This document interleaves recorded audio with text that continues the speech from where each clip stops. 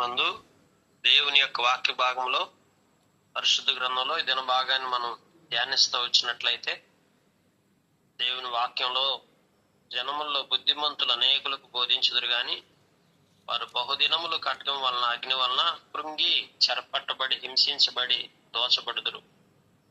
బుద్ధిమంతులు బోధిస్తారు కానీ బోధించిన దాని వల్ల మరి ఏమీ ఉపయోగం లేదు. బోధించిన తర్వాత కూడా వారి జీవితాలు ఎట్లుంటున్నాయంటే, మరి బహుదినములు కట్టడం వలన అగ్ని వలన కృంగి హింసింపబడి దోచబడతారంట. వారు కృంగిపోవు సమయమందు వారికి స్వల్ప సహాయం దొరుకుతుంది. అయితే ఇచ్చికప్పు మాటలు చెప్పి వారిని హత్తుకుందరు గాని మరి నిర్ణయ కాలమున ఇంకా రాలేదు గనక అంత్యకాలం వరకు జనులను పరిశీలించుటకు పవిత్రపరచుటకు బుద్ధిమంతుల్లో కొందరును పోలుదురు. ఈ నిర్ణయ కాలం ఇంకా రాలేదు. నిర్ణయ కాలం అంటే దేవుడు నిర్ణయించిన కాలం. ఈ లోకానికి కానీ మన జీవితాల్లో కానీ ఏది జరగాలన్నా దేవుడు నిర్ణయించిన కాలం ఒకటి ఉంటుంది. ప్రతి దానికి దేవుడు నిర్ణయించిన కాలంలోనే అన్ని జరుగుతాయి. ఆ నిర్ణయ కాలం ఇంకా రాలేదు. అయితే నిర్ణయ కాలము ఇంకా రాలేదు అనగానే అంత్యకాలం వరకు జనులను పరిశీలిస్తున్నాడు దేవుడు. కనుక ఈ నిర్ణయ కాలము, అంత్యకాలము, ఈ కాలం వరకు దేవుడు మనుషులను ఏం చేస్తున్నాడు? పరిశీలిస్తూనే ఉంటున్నాడు. ఎట్లుంటున్నాం, ఎలా జీవిస్తున్నాం, ఏ విధంగా ఉంటున్నాం అన్ని కూడా దేవుడు పరిశీలిస్తూ ఉంటాడు. అందుకే దేవుడు అబ్రహామును పరిశోధించెను అని రాయబడి ఉంటది. పాత నిబంధనలో మనం గమనించినట్లయితే అబ్రహామును మాత్రమే పరిశోధిస్తున్నాడని కాదు, మనలందరినీ కూడా పరిశోధిస్తున్నాడు దేవుడు. కనుక ఈ పరిశీలించి పవిత్రపరచుటకు బుద్ధిమంతుల్లో కొందరు కూలిదారంట. కూలిపోవటం అంటే దేవుడు ఈ యొక్క బుద్ధిమంతుల్లో కూడా కొందరిని పరిశీలించడం ద్వారా కూల్చినప్పుడు, అంటే వారిని పరిశీలించి వారిలో కూడా బుద్ధిమంతుల్లో కూడా కొంతమంది కూలిపోయినప్పుడు వారు ఆలోచన కలిగి ఉంటారు. గమనించండి, ఇప్పుడు మనకి ఈ బుద్ధిమంతులు ఎప్పుడైతే దేవుని చేత పరిశీలించబడుతూ కూలిపోతారో అప్పుడు ఆ రాజు ఇష్టానుసారంగా జరిగించి తను తానే హెచ్చించుకొనుచు అతిశయపడతాడు అంటాడు. చూడండి, ఇప్పుడు లోకంలో కొన్నిసార్లు బుద్ధిమంతులు పరిశీలించబడి కూలిపోవటం వల్ల, నశించిపోవటం వల్ల లోకపు అపవాది సంబంధమైన మనుషులకు అతిశయం ఎక్కువైపోతుంది. ఇప్పుడు ఈ రాజుకు చూడండి ఎంత అతిశయం వచ్చేసిందో, ఎంత అతిశయంగా ఉంటున్నాడంటే అందుకే రాజు ఇష్టానుసారంగా జరిగించాను తాను హెచ్చించుకుంటున్నాడు, అతిశయపడుతున్నాడు. ప్రతి దేవత మీదను, దేవాది దేవుని మీదను గర్వంగా మాట్లాడుతున్నాడు. ఉగ్రత సమాప్తి వరకు వృద్ధి పొందును. ఈరోజు ఒక బుద్ధిమంతుడు మరి కోల్చబడటాన్ని బట్టి బుద్ధిమంతుడు పరిశీలించబడుతున్నాడు, దేవుని చేత పరీక్షించబడుతున్నాడు. చాలా సార్లు లోకానుసారమైన వ్యక్తులకి ఎందుకు గర్వం వస్తుంది, ఎందుకు అతిశయిస్తున్నారు, ఎందుకు ప్రౌడ్గా ఫీల్ అవుతున్నారంటే ఒక బుద్ధిమంతుడు కూడా పరిశీలించబడి నశించిపోయే పరిస్థితిలో ఉంటున్నాడు కాబట్టి అని. అందుకని వారంట దేవతల మీద, సృష్టికర్త అయిన దేవుని మీద, దేవతలనే చెప్పబడే ఏ దేవతను వారు లక్ష్య పెట్టకుండా వారు అందరి మీద కూడా తాము హెచ్చించుకుంటున్నారు, గర్వంగా మాట్లాడుతున్నారు. కనుక ఉగ్రత సమాప్తి వరకు వృద్ధి పొందును. కనుక ఉగ్రత అనేది సమాప్తి అయి మీదకు వచ్చేంత వరకు వారు మరి అతిశయము, గర్వముతో ఆ రాజు ప్రవర్తిస్తూనే వచ్చాడు. గమనించండి, అందుకే ఇక్కడ రాజు యొక్క పరిస్థితిని చూస్తూ వచ్చినప్పుడు మనం గత కొన్ని దినాలుగా ఉత్తర దేశపు రాజు, దక్షిణ దేశపు రాజు వారు ఎలాంటి స్థితిలో ఉన్నారో మనం గమనిస్తున్నాం. అయితే దక్షిణ దేశపు రాజు మనుషుల్లో జరుగుతున్న పరిస్థితులను చూసినప్పుడు ఏమయ్యాడంటే గర్వంగా తాను ఏం చేస్తూ వచ్చాడు? హెచ్చించుకుంటూ వచ్చాడు. ఈరోజు మనందరం కూడా లోకములో ఒక బుద్ధిమంతును చూసి ఆ బుద్ధిమంతుని జీవితాన్ని పరిశీలిస్తున్నప్పుడు, అందుకే బుద్ధిమంతులైతే ఆకాశ మండలమందు జ్యోతుల వలె ప్రకాశిస్తారని రాయబడుతూ వచ్చింది. ఎట్లా ఉంటాం మనం? ఆకాశ మండలమందలి జ్యోతుల వలె ప్రకాశిస్తాం. అయితే బుద్ధిమంతుల్లో కొందరు కూలిపోవటాన్ని చూసినప్పుడు ఈ రాజుకి ఇంకా గర్వం ఎక్కువైపోయింది. దేవుని బిడ్డలారా, మంచి వాళ్ళకి, పరిశుద్ధులకు, మంచి బుద్ధి కలిగిన వారికి ఏదైనా శ్రమ గాని, కష్టం గాని, లేకపోతే నశించిపోయి చనిపోయే పరిస్థితి వచ్చినప్పుడు లోక సంబంధమైన వ్యక్తులకు ఇంకా గర్వం అధికమైపోతుందంట. ఎందుకంటే వాళ్ళకు కూడా అలా జరుగుతుంది కదా. అంటే ఇప్పుడు గర్వానికి కారణం ఏంటి? ఇప్పుడు ఈ రాజు యొక్క గర్వానికి కారణం ఏంటి? ఆ బుద్ధిమంతుల జీవితంలో జరుగుతున్న స్థితి రాజు గర్వం ఇంకా రెట్టింపు చేస్తా ఉంది, అధికమవుతుంది. ఎవరెవరి మీద? దేవతల మీద, దేవుని మీద, సృష్టికర్త అయిన దేవుని మీద కూడా తమను తాము ఏం చేస్తున్నారు? హెచ్చించుకుంటున్నారు. గమనించారా? అందరికంటే తను తాను ఎక్కువగా హెచ్చించుకున్నటకు గనుక తన పితరుల దేవతలను కూడా లక్ష్య పెట్టలా. పితరుల దేవతలు ఉంటాయి కదా, స్త్రీల కాంక్షత దేవతలు. ఏ దేవతను గాని లక్ష్య పెట్టడు. ఆ దేవత పేరే చూడండి, స్త్రీల కాంక్షిత దేవత అంట. కనుక ఏ దేవత అతను పితరుల కాలం నుంచి దేవతలను కూడా లక్ష్య పెట్టలేదు. అసలు దైవత్వం మీదే లేదు. అతడు పితరులు ఎరుగుని దేవతను అనగా ప్రాకారములు గల దేవతను గాని దేవత కుమారుగా గణపరచును.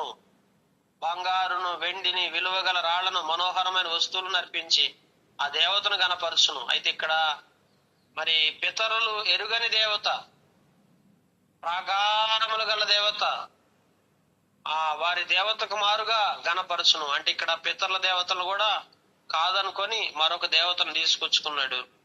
ఆ దేవతని మనోహరమైన వస్తువులు అర్పించి ఆ దేవతను గణపరుస్తున్నాడు. ఆ క్రొత్త దేవతను ఆధారం చేసుకుని కోటలకు ప్రాకారాలు కట్టించి నూతన విధముగా తన వారికి మహాఘనత కలగజేసి దేశమును, క్రయమును విభాగించి ఇచ్చి అనేకుల మీద తన వారికి ప్రభుత్వం ఇస్తున్నాడు. కనుక ఈ రీతిగా ఎవరో ఎరుగని ఒక క్రొత్త దేవతను తెచ్చుకుని దాన్ని గణపరచడం మొదలుపెట్టాడు. నిజ దేవుని వదిలిపెట్టాడు. పితరుల కాలం నుంచి వచ్చే దేవతను వదిలిపెట్టేశాడు. అతిశయంగా ఉంటున్నాడు, గర్వంగా ఉంటున్నాడు. తర్వాత చూడండి, ఈ యొక్క బుద్ధిమంతులు ఆత్మీయంగా కొలద్రోయబట్టాన్ని పరిశోధించబడి బుద్ధిమంతులు కూలిపోవటాన్ని చూసినటువంటి ఈ రాజు మనసులో ఇవన్నీ కూడా ఏర్పడతా వచ్చినాయి. కనుక అంత్యకాలమందు దక్షిణ దేశపు రాజు అతనితో యుద్ధం చేయొచ్చు.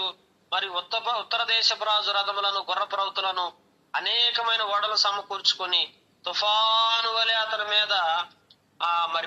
మీద పడి దేశముల మీదుగా ప్రవాహముల వలె వెళ్ళును. గమనించారా? ఈ అంత్యకాలమందు దక్షిణ దేశపు రాజు అతనితో యుద్ధం చేస్తాడు. ఉత్తర దేశపు రాజు రథములను, గుర్రపు అన్ని తీసుకొని, ఓడలను తీసుకొని తుఫాను వలె వచ్చి అతని మీద పడతాడు. అతడు ఆనంద దేశమును ప్రవేశించడం వలన అనేకులు కొందరు గాని ఎదోమీయులు, మోయాబీలు, అమ్మోనీలు, ముఖ్యులకు అతని చేతిలో నుండి తప్పించుకొనిదరు. కనుక ఇక్కడ గమనిస్తుంటే అనేక మంది ఈ ఉత్తర దేశపు రాజు చేతిలో అనేక మంది కోల్చబడతా వస్తారు. ఉదయకాల సంబంధు మనం ఆలోచించినట్లయితే గర్వము మన జీవితానికి ఎంతో నష్టాన్ని తెచ్చిపెడుతుంది. దేవుని బిడ్డలారా, దేవుని ప్రజలు ఎప్పుడు కూడా మరి గర్వముగా మాట్లాడకూడదు, గర్వముగా నడుచుకోకూడదు, అతిశయము కలిగి జీవించకూడదు, హెచ్చించుకోకూడదు.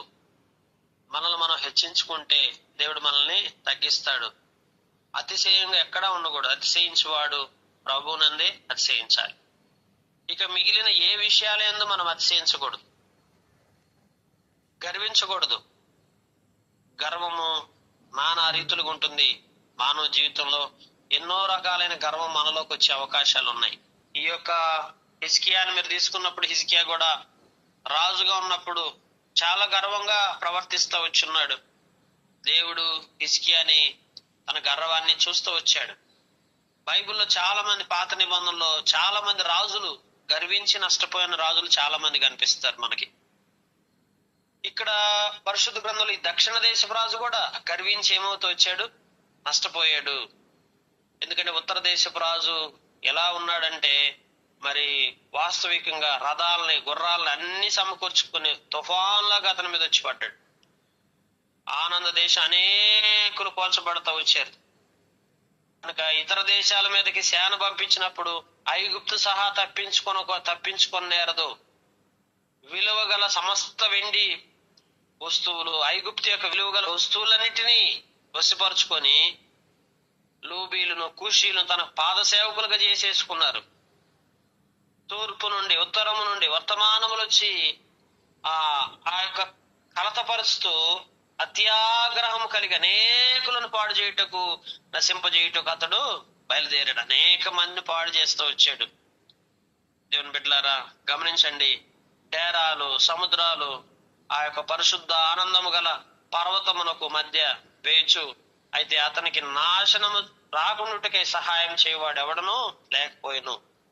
కనుక ఆ రీతిగా మరి ఉత్తర దేశపు రాజు దక్షిణ దేశపు రాజు యొక్క గర్వాన్ని అణిచివేసి, ఉత్తర దేశపు రాజు ఆ రీతిగా వారికి ఉన్నటువంటి సమస్తమును వశపరుచుకొని ఆ రీతిగా జయాన్ని పొందుతూ వచ్చాడు. అయితే ఇక్కడ గమనించాల్సిన విషయం ఏంటంటే, ఉదయకాల ముందు దక్షిణ దేశపు రాజు యొక్క గర్వము గురించి మనం చూస్తూ వచ్చినప్పుడు, ఆ గర్వము అతన్ని ఆ యొక్క అణిచివేయబడే విధంగా చేస్తూ వచ్చింది. ఈరోజు మన జీవితాల్లో కూడా, అనుదిన జీవితంలో ఎల్లప్పుడూ కూడా జాగ్రత్త పడాలి. వ్యక్తిగతంగా ఎక్కడైనా గర్వంగా మాట్లాడుతున్నామా? గర్వపు మాటలు నోట వస్తున్నాయా? మన ఆలోచనలో ఏమైనా గర్వం కనిపిస్తుందా? మనం నడుచుకునే తీరులో ఏదైనా గర్వం కనిపిస్తుందా? దీన్ని మనం చాలా జాగ్రత్తగా గమనించుకొని గర్వాన్ని విడిచిపెట్టి దేవునికి తగినట్లుగా జీవించినట్లయితే దేవుడు మనల్ని ఆశీర్వాదకరంగా చేసుకుంటూ వస్తాడు. తగ్గింపు జీవితం కలిగి ఉన్నప్పుడు దేవుడు మనల్ని హెచ్చిస్తాడు. మనల్ని మనం హెచ్చించుకున్నప్పుడు దేవుడు మనల్ని తగ్గిస్తాడు. అందుకనే దేవుని సన్నిధులు ఎప్పుడు తగ్గింపు కలిగి, వినయ విధేయతలు కలిగి, దేవునికి లోబడుతూ, మనల్ని మనం ఎక్కడ హెచ్చించుకోకుండా ఎప్పటికప్పుడు జాగ్రత్త పడదాం. అప్పుడు దేవుడు మనల్ని ఇంకా ఇంకా ఆశీర్వదించుకుంటూ వస్తాడు. కనుక దక్షిణ దేశపు రాజు వలె గర్వానికి చోటించి నశించిపోయే నా స్థితిలో మనం ఉండకుండా దేవునికి నమ్మకంగా జీవిద్దాం. అనేక మార్లు ఈ గర్వపు అనుభవాన్ని గుర్తుపట్టాలి. ఎట్లా గుర్తుపట్టాలి? ఎట్లా తెలుసుకోవచ్చు అసలు ఈ గర్వం, అసలు మనలో గర్వం ఉందా లేదా అనేది ఎలా తెలుసుకోవాలి అంటే, ప్రతి చోట మనల్ని మనం తగ్గించుకుంటున్నామంటే మనలో గర్వం వచ్చే అవకాశం లేదు. ఎక్కడైనా మనల్ని మనం హెచ్చించుకోవటం ప్రారంభించామంటే అప్పుడే ఆ హెచ్చింపే మన గర్వానికి మూల కారణమై ఉంటది. అందుకనే ఎక్కడికి వెళ్ళినా, ఎక్కడ కూర్చున్నా, ఏం చేస్తున్నా, ఏం మాట్లాడుతున్నా, ఎక్కడైనా సరే, ఏ పరిస్థితులైనా సరే తగ్గింపు కలిగి జీవించాల. దేవుని బిడ్డలారా, అప్పుడు దేవుడు మనల్ని ఇంకా ఇంకా ఆశీర్వదించి ఉన్నతంగా ఉంచడం ప్రారంభిస్తాడు. మనం వెళ్ళే ఉద్యోగాల్లో, మనం చేసే వ్యాపారాల్లో, మనం చేసే పనులలో ఉన్నప్పుడు, కుటుంబ జీవితాన్ని కొనసాగిస్తుంటున్నప్పుడు, వ్యక్తిగత జీవితంలోను, కుటుంబ జీవితంలోను అన్నిలతో నడుచుకునేటప్పుడు ఎక్కడైనా సరే అడిగి, అయ్యా నాలో ఇంకేదైనా గర్వం ఉంటే తీసేయమని దేవుని చెప్పినట్లయితే దేవుడు మనల్ని ఉన్నతంగా నిలబెడతాడు, ఆశీర్వాదకరంగా చేసుకుంటూ వస్తాడు.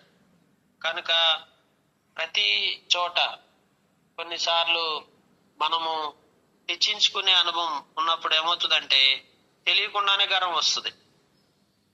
అంటే మనం హెచ్చైన స్థాయిలో ఉండాలి, హెచ్చింపు స్థితిలోకి వెళ్ళాలి, హెచ్చు పొజిషన్. అంటే ప్రతిదీ కూడా ఈరోజు అపవాది యొక్క పని ఏంటంటే మనల్ని హెచ్చింపజేయాలని, మనల్ని హెచ్చింపు స్థాయిలో ఉంచాలని, ఆ హెచ్చింపు స్వభావాన్ని మనలో ఏర్పరిచే పని ఎవరిదంటే అపవాది. అందుకే ఆ దినాల్లో కూడా చూడండి, లూసిఫర్ సభాపర్వతం మీద సింహాసనం ఉన్నప్పుడు సభాపర్వతం మీద ఏం చేసింది?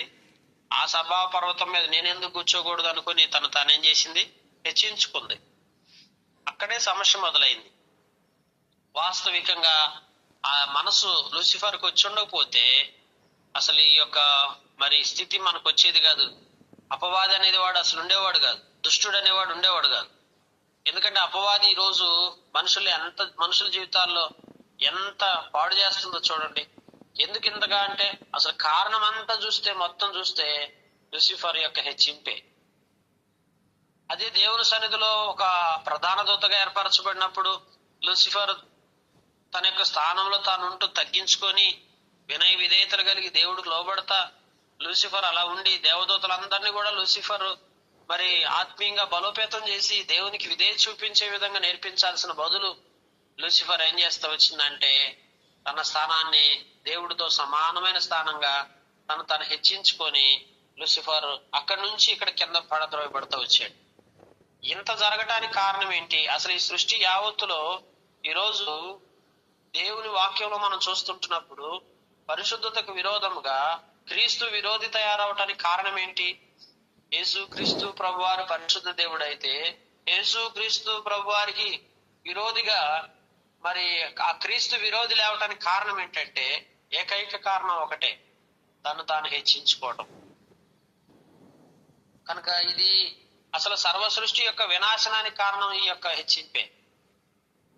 గర్వమే మానవ జీవితాన్ని సంపూర్ణంగా పాడు చేస్తూ వచ్చింది. మన జీవితాల్లో ప్రభు సన్నిధిలో మనల్ని మనం ప్రభుకి అర్పించుకొని, అయ్యా నా జీవితాన్ని నీ చేతిలో తీసుకొస్తున్నానయ్యా, ఎల్లప్పుడూ ప్రతి చోట నీ కొరకు సాక్షిగా జీవిస్తానని చెప్పి దేవుని సన్నిధిలో తగ్గింపు కలిగి అతిగా ఆశీర్వాదాన్ని అనుభవించే కుటుంబాలుగా, వ్యక్తులముగా మనందరం ఉండలాగిన దేవుడి మాటలు దీవించునుగాక.